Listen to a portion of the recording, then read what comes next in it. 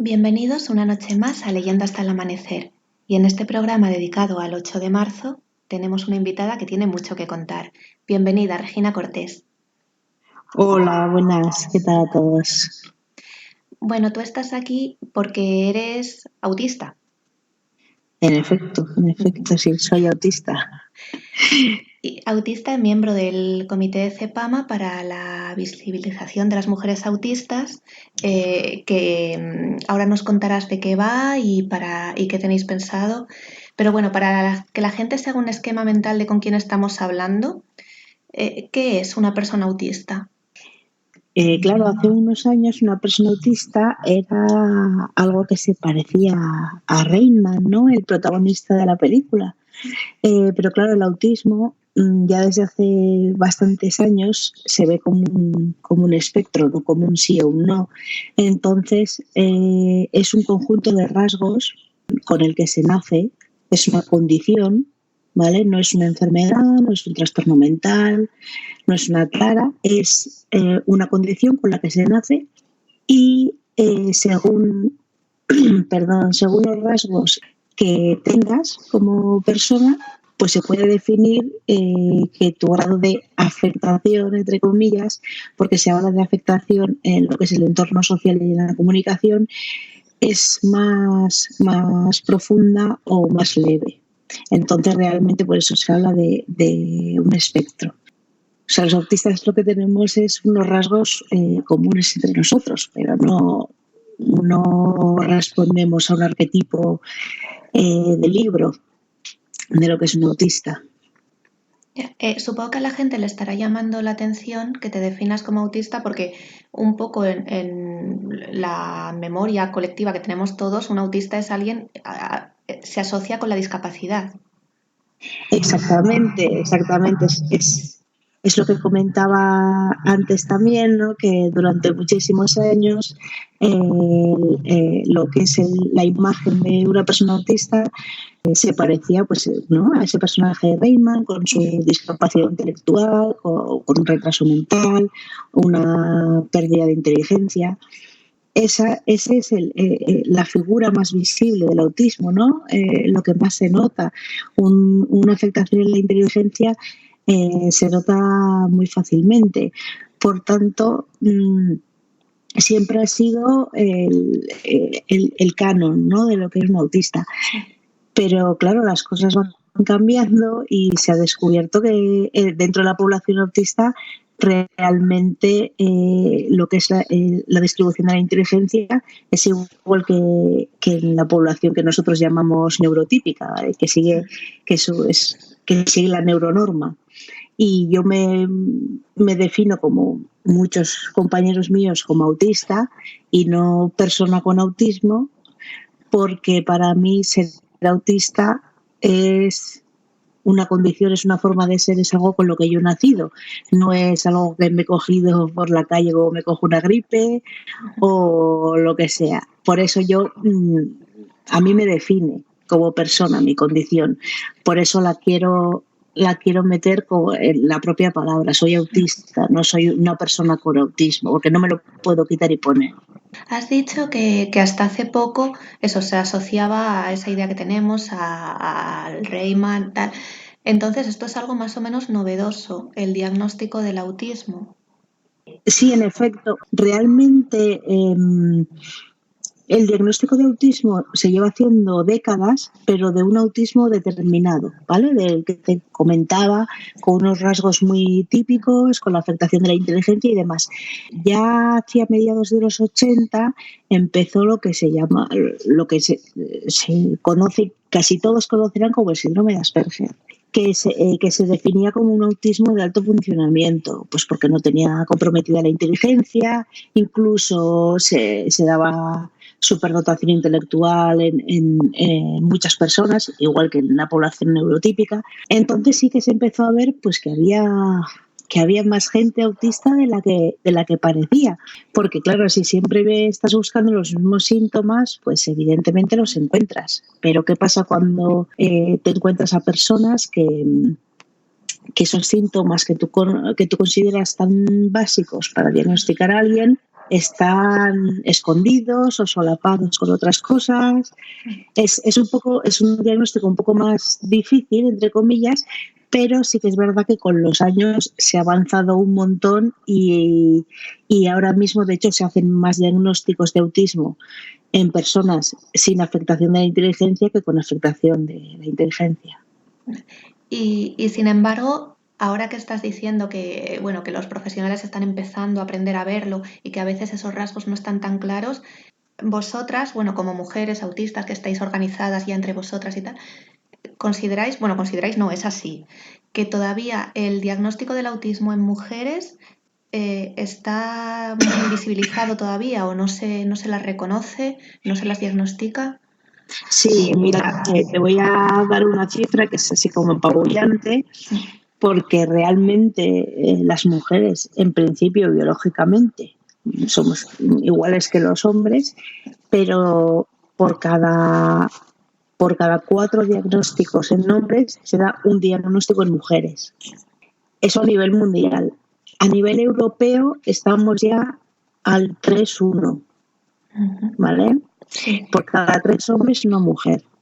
Eso no está indicando que hay más hombres autistas, sino está indicando que hay un infradiagnóstico en mujeres, que las mujeres o pasan más desapercibidas o bien que las pruebas diagnósticas o los test que se usan para identificar el autismo están hechos en base a una norma masculina, pensando siempre en un niño de corta edad y, por ejemplo, no pensando en una mujer que está en la década de los 40, por ejemplo, de los 40 años.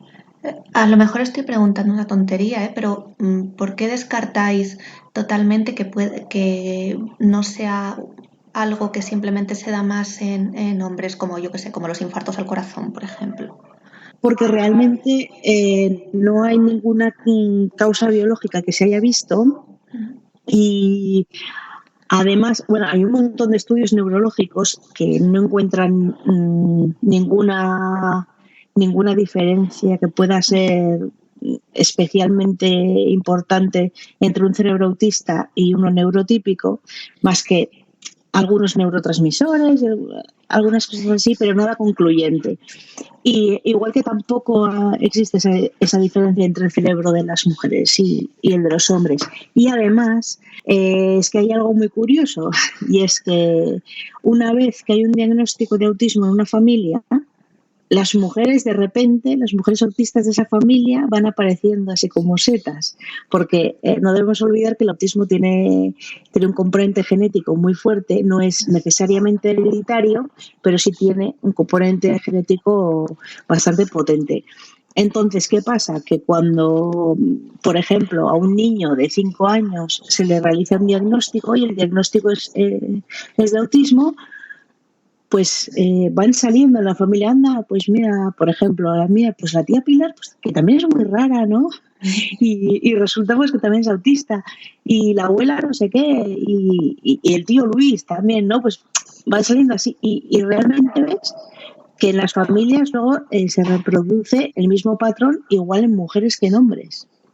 O sea, el que tiene que salir autista va a salir autista, sea hombre o sea mujer. Y eso se ve sobre todo en las familias. Y yo creo que es lo que más nos indica que realmente hay una paridad entre los dos géneros. Y luego, además, también bueno, mencionáis en vuestro libro, porque ahora hablaremos del libro, estáis aquí precisamente por esto, porque habéis publicado un libro que, bueno, vais a publicar, todavía no ha salido, está a punto de salir un libro que se llama Mujeres Autistas desde dentro del espectro, ahora hablaremos de él. Y en este libro sugerís también que las mujeres sí tienen mayor capacidad quizá de camuflaje. Sí, sí, a ver, realmente desde bebés, y esto sí que está demostrado científicamente, luego que se den todos los casos, eso ya no lo puedo decir, pero sí es verdad que el cerebro femenino consigue la madurez emocional antes que el masculino. Entonces, mientras que te encuentras niños de 2, 3 años, niños chicos del género masculino, que no han aprendido a camuflar su autismo, y tampoco hace falta, pero es cierto que lo intentas camuflar. Para esa edad, las niñas son prácticamente unas expertas ya en camuflarse, ya sea... Perdona, ¿con 2 años? Sí, sí, sí. Sí, de hecho, mi hija a mí me despistó durante muchos años, mi hija es autista también, y durante meses a mí me despistó y yo pensaba que no lo era. Y hacia los... o sea, yo se lo noté al nacer, luego dije, pues no, pues esta niña socializa mucho y tal, y hacia los 2 años y medio se retrajo muchísimo. Y fue cuando me saltaron las alarmas. Pero desde los 6 meses hasta los 2 años y medio tenía sonrisa social, ella respondía a las sonrisas de los demás, ella se reía y luego dejó de hacerlo. Y eso está indicando que esta niña ha aprendido a pasar desapercibida en la sociedad, y eso sí que está visto tanto en niñas como en mujeres adultas, que lo que es el camuflaje lo hacemos de manera mucho más eficaz. Claro, Entonces, no, sí. te iba a decir que al final buscas comportamientos que estás viendo que te funcionan o que tienen una respuesta positiva para ti. Exactamente, y no debemos olvidar además que el rol de la mujer en nuestra sociedad está muy marcado, está muy delimitado, cómo te tienes que comportar, cómo tienes que ser. Por tanto, desde el momento en que a ti te dices que te dicen, perdón, que tú eres una niña y que te tienes que comportar como tal, pues te fijas en lo que tienes alrededor para imitarlo, hasta llegar a un punto en el que no eres tú misma, eres otra persona, pero ahí estás intentando ser lo que no eres. Entonces, a raíz de todas estas cosas, del infradiagnóstico, de esa necesidad de integración, de esa necesidad de visibilización, surge CEPAMA.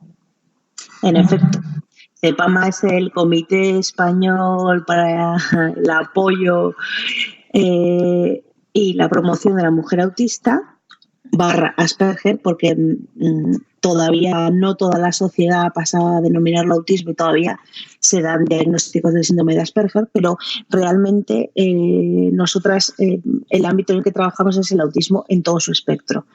Y nació de eso, justamente pues porque nos juntamos unas cuantas mujeres ya entradas en años, estamos hablando de 30, 40, 50 años, y además que todas habíamos recibido el diagnóstico en edad adulta. Yo lo recibí con 29, por ejemplo, pero nuestra presidenta Carmen, por ejemplo, pues me parece que tenía 45 años o 49, o sea, ya con una vida hecha, con hijos y demás. Y eso viene como un poco a desbaratar toda esa idea, ¿no?, que tenemos de que el autismo solamente está en la infancia, que el autismo es muy fácil de ver en el aula porque es el niño que está retraído en una esquina dándose a golpes, que es común en chicos pero no en chicas. Entonces queríamos un poco visibilizarnos, ¿no? Y decir, oye, que estamos aquí, que hay mujeres adultas y con una vida hecha y una vida familiar más o menos satisfactoria, como puede ser la de cualquier persona, y que somos autistas y que nadie nos está mirando ni haciendo caso. Y vimos que ahí había un nicho que explotar y algo que ayudar a muchas compañeras también que se encuentran día a día completamente solas, ya no solamente sabiendo que son autistas y cómo seguir con su vida, sino muchas veces incluso para lograr un diagnóstico en la edad adulta. Es dificilísimo. Muchas no sabrán siquiera lo que les pasa, sabrán que por alguna razón no encajan. Pero... Exactamente, pero yo creo que por eso hemos pasado todos los autistas que hemos llegado al diagnóstico en edad adulta. Tú pasas décadas incluso pensando pues todo tipo de cosas, o desde que estás loca a que has nacido tarada, o a que es que se te ocurre toda clase de conjeturas, hasta que de repente alguien te dice, oye, mira, que es que eres autista, ¿no? Y todo empieza como a encajar. Entonces, una de las labores de CEPAMA justamente es intentar echar una mano a esas mujeres que andan un poco perdidas por estos mundos de Dios y decirles, mira, que igual eres esto, porque realmente no es un diagnóstico de ninguna enfermedad mental, no requiere ningún tratamiento, no requiere nada, simplemente saber por qué no terminas de encajar, y cuando sabes por qué, las cosas suelen ser bastante más fáciles en general. Es muy interesante además porque es el primer comité, bueno, la primera organización en general, porque que yo sepa no hay ninguna asociación ni nada parecido de mujeres autistas que se autorrepresentan, ¿no? Suelen ser siempre neurotípicos que hablan en nombre de los autistas para Sí, sí, entender. exactamente. Es que uno de nuestros objetivos era, además, es que es algo que es sí o sí, es inapelable, que lo que hiciéramos lo teníamos que hacer nosotras, porque nosotros no solamente estamos buscando a quién ayudar y estamos buscando visibilizarnos, sino que estamos buscando visibilizarnos de una manera determinada, y es cierto que existe el autismo con una discapacidad cognitiva asociada, pero también es cierto que existen perfiles autistas de personas que son muy válidas para su vida diaria, muy válidas para trabajar y muy válidas para todo en general. O sea, realmente, igual que la población neurotípica, pues hay personas que tienen más dificultades y personas que menos. Pero lo que queríamos era que nadie hablara por nosotras, que nadie pusiera palabras en nuestra boca que nosotras no habíamos dicho. Incluso Porque por vosotras que os podéis defender todavía, pero vosotras sí podéis hablar quizá en nombre de alguien que no tenga esa capacidad de lenguaje y que sienta un poco lo mismo, ¿no? exactamente, exactamente. Por ejemplo, en CEPAMA somos 5 autistas, una periodista que no es autista pero que nos ayuda, y luego está la madre de una niña autista con discapacidad cognitiva, Sí. con problemas de inteligencia. Y claro, evidentemente, nosotras lo que intentamos es el cerebro de esa niña, si os lo podemos explicar, explicarlo. Porque nosotras, las 5 autistas que estamos ahí, tenemos la capacidad de verbalizar las cosas, pero hay un montón de autistas que no son capaces de verbalizar. Por tanto, otra de nuestras misiones es pues, como una especie de evangelización, ¿sabes? Un ser, no misioneras, pero ir contando un poco, porque somos conscientes de que para las mentes neurotípicas es muy difícil entender cómo gestionamos nosotros la información. Entonces, si podemos hacer de puente entre padres e hijos, entre profesores y alumnos, entre los propios compañeros de clase, pues creo que con eso ganamos todos. Entonces, el autismo sería, por un lado, diferencias en el procesamiento de la información, luego diferencias sobre la gestión emocional, ¿puede ser? ¿O no lo estoy explicando bien? Sí, yo siempre lo defino como un sistema operativo diferente. Y claro, el sistema operativo diferente al final lo que conlleva es que prácticamente todo también lo realices de diferente manera. Pues la gestión de archivos también se realiza de diferente manera. Entonces, para hacer una especie de analogía, pues sería como si vosotros fuerais Windows y nosotros fuéramos Linux. Linux, por ejemplo. Claro. Entonces, realmente llega un momento, ¿no?, en que, o sea, hay cosas en las que somos compatibles y cosas en las que no nos entendemos absolutamente para nada. En Linux puedes abrir una fotografía perfectamente que ha sido editada en un PC, pero luego, por ejemplo, igual no puedes abrir un documento de procesador de textos, ¿vale? Entonces, yo suelo definirlo así porque luego lo que da es una pista, por ejemplo, en qué pasa en el ámbito social, qué pasa en el ámbito emocional, en todos los ámbitos de lo que es el comportamiento humano. Hay una serie de cambios. Sí que es cierto que en determinados rasgos hacen que algunas áreas estén más o menos afectadas, o más que afectadas, que funcionen de manera diferente. Por ejemplo, la socialización funciona de manera completamente diferente. Y la comunicación también. La comunicación, ya sea unidireccional, bidireccional, la comunicación en general, el cómo se entienden los conceptos, las palabras, cómo se utiliza el lenguaje, es diferente. Pero, por ejemplo, por ponerte un ejemplo, que yo suelo poner muchos ejemplos para intentar ilustrar, por ejemplo, el sentido del gusto pues no está modificado. El sentido del gusto, o sea, pues tú pruebas algo dulce y me dices, está dulce. Y yo te digo, sí, está dulce. Ahora, si tú me dices, por ejemplo, para mí el amor es tal, y la mayoría de gente está de acuerdo contigo, yo te diré, pero es que para mí el amor es igual y no se parecerá en nada al concepto que tú tienes de amor. Bueno, ese es el problema, ¿no? La mayoría de gente, porque cuando la mayoría de gente usa Windows, de repente puede haber cosas de tu Linux que no sean compatibles y ahí es donde está el Claro. problema. No que Linux sea mejor ni peor, sino que puede...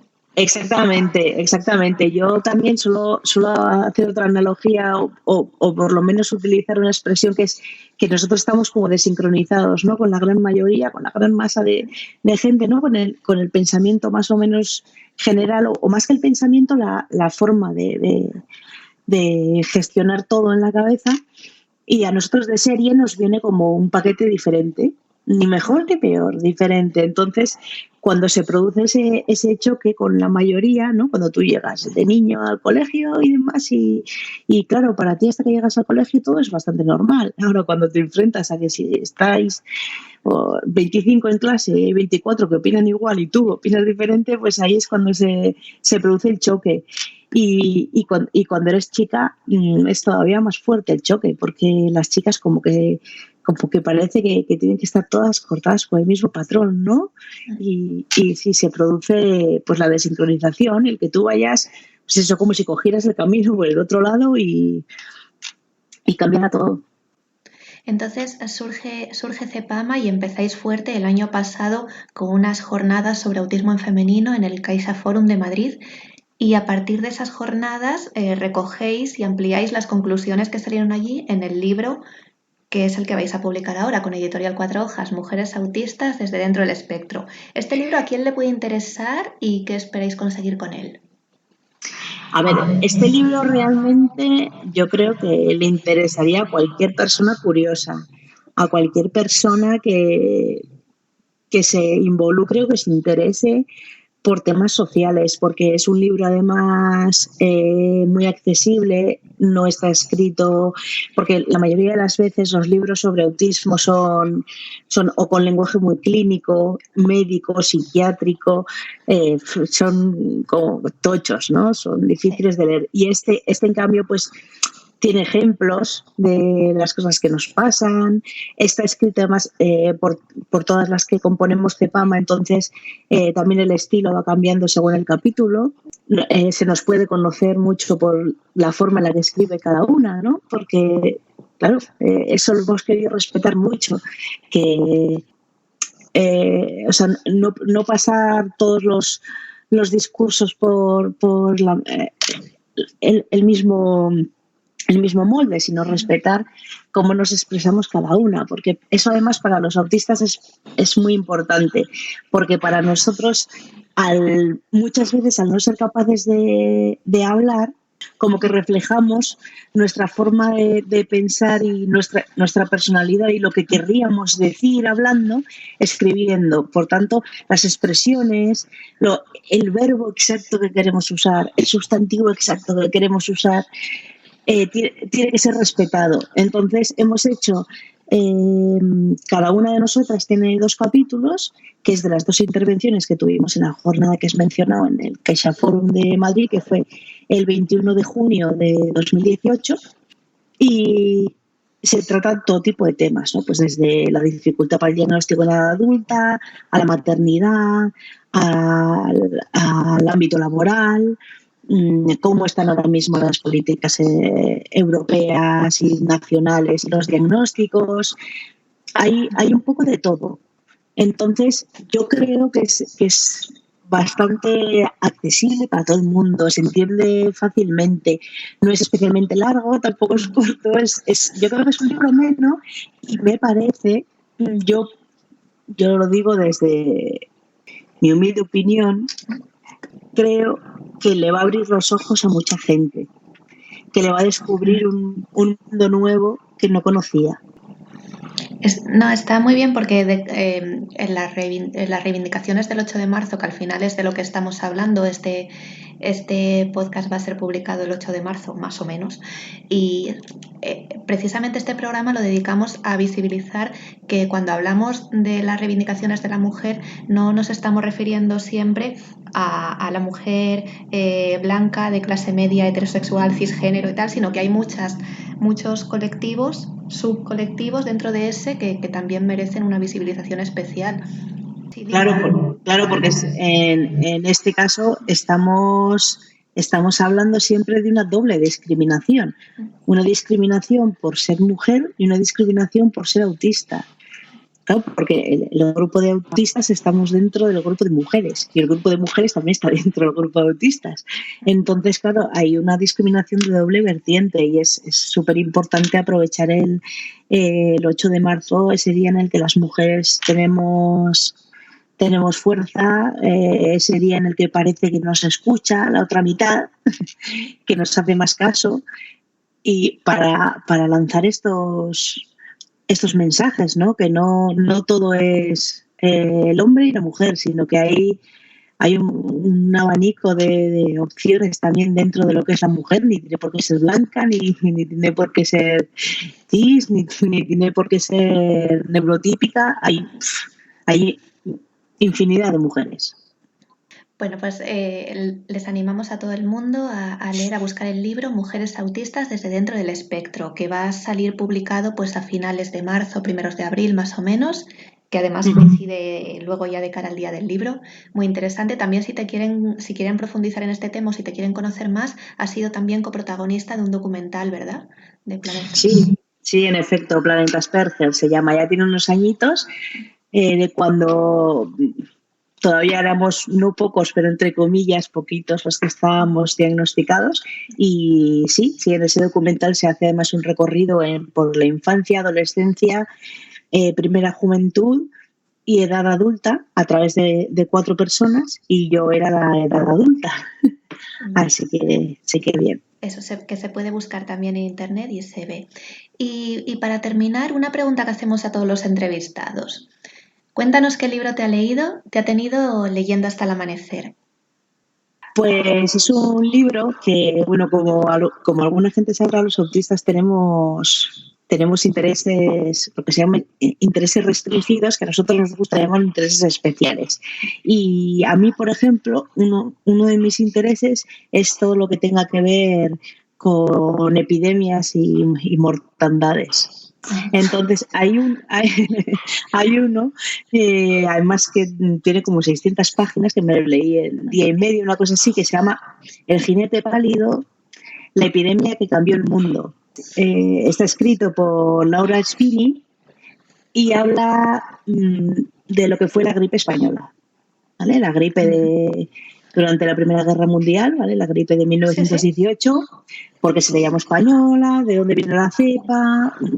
Bueno, son 600 páginas todo de informaciones tanto científicas como sociológicas y demás, y médicas, acerca de la gripe y todo lo que lo rodeó y cómo fue la gripe en los diferentes continentes y en las diferentes sociedades también. Vale, El jinete pálido de Laura Spini. Nos apuntamos la recomendación. Exactamente. Es largo, ¿eh? Es largo. Bueno, los oyentes no tienen prisa, se quedan leyendo hasta el amanecer y ya está. Pues muchísimas gracias por habernos concedido la entrevista. Esperamos que tengáis muchísimo éxito en las reivindicaciones ahora el 8 de marzo y con el libro y con vuestros objetivos de CEPAMA. Muy bien, gracias a vosotros. Venga, hasta luego. Hasta luego.